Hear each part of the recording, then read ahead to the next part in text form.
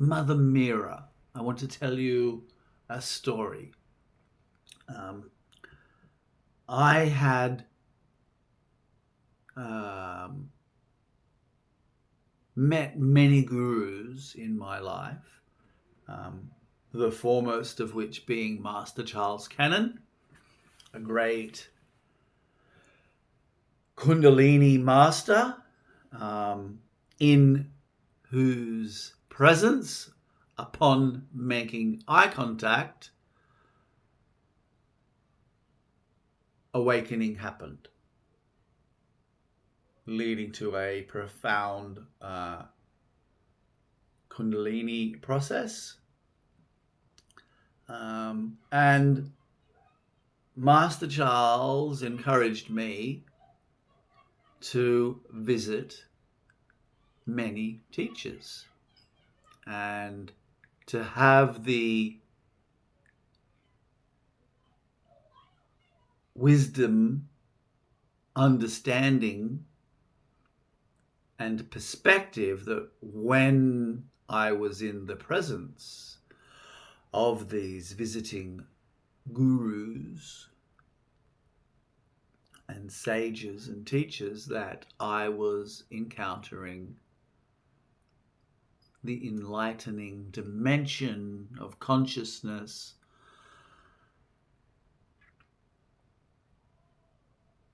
rather than any separate human teacher. The same guru present in the various body minds. And so the one teacher I hadn't seen, that there was some desire to see, was Mother Meera. And she was in Germany, and it didn't seem possible I would get over there to see her. I had a job that, gave me just enough money to get by each week, and I wasn't interested in earning any more. But nevertheless, I wanted to see Mother Meera. It was that wish was in my heart. And one day, on the way to work, I happened to work with my father in the family business. And on the way to work, I passed by a scene on the sidewalk. There was a couple of people gathered around a fallen canister of laughing gas. And the laughing gas was spraying into the air. And I saw this and I was like, "Was that laughing gas?" They said, "Yes." And I walked past the laughing gas. And a few steps further on, there was a travel agent. And as I went to walk past this travel agent, the shakti intensified its presence and power such that it literally pulled me into the travel agent forcibly. It was powerful and palpable and startling. And I kind of pulled away and went, whoa, I'm in the travel agent, and went to leave, and the energy just kind of forced me to stop. And I felt a deep, deep intuition to go to see Mother Meera. I felt the consciousness itself presenting the opportunity to see Mother Meera, as if the words were there, "Go to see Mother Meera." And I don't remember whether there was any words that arose, but there was definite sense, Mother Meera. And I pulled myself away. I thought, this is odd, First there's a fallen canister of laughing gas outside the dentist, and then I'm pushed into the travel agent by the shakti. And I thought, what a morning. And I kept going, a few more doors up, and I suddenly was at our family business. And I walk in, and my father, who was not at that stage of his life particularly focused on spiritual growth. He had an interest in the Buddha, and he was very sensitive. But he was just running the businesses, interested in chess. He had a funny look on his face and said, "Sit down." And I said, "What's wrong?" He said, "Just sit down."